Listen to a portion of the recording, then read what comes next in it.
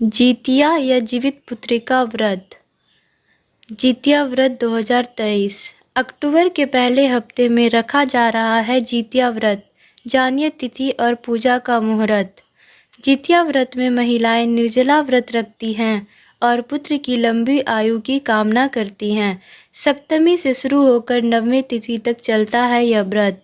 हिंदू धर्म में संतान के लिए कई तरह के व्रत रखे जाते हैं, जिनमें से एक है जितिया व्रत।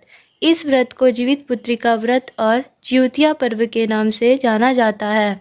जितिया व्रत नहाय खाए से शुरू होकर सप्तमी, अष्टमी और नवमी तक चलता है। जितिया व्रत मान्यता अनुसार माँ पुत्र प्राप्ति या पुत्र की लंबी आयु के लिए रखती है। यह निर्जला व्रत होता है, जिसमें जल भी नहीं पिया जाता है। जितिया व्रत इस साल अक्टूबर के पहले हफ्ते में किस दिन रखा जाएगा और इस व्रत की पूजा कैसे करते हैं।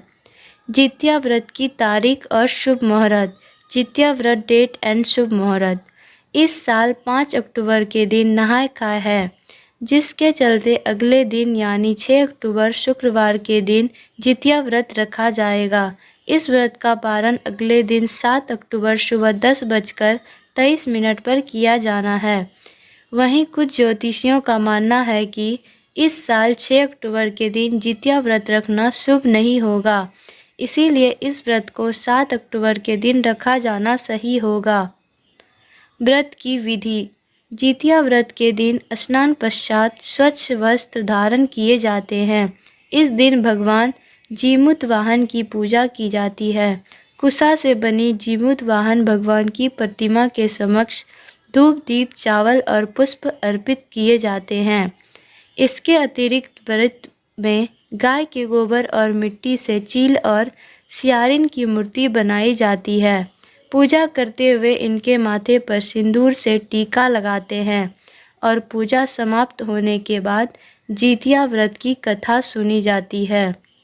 जितिया व्रत की कथा। पौराणिक कथाओं के अनुसार जितिया व्रत की कथा महाभारत काल से जुड़ी है।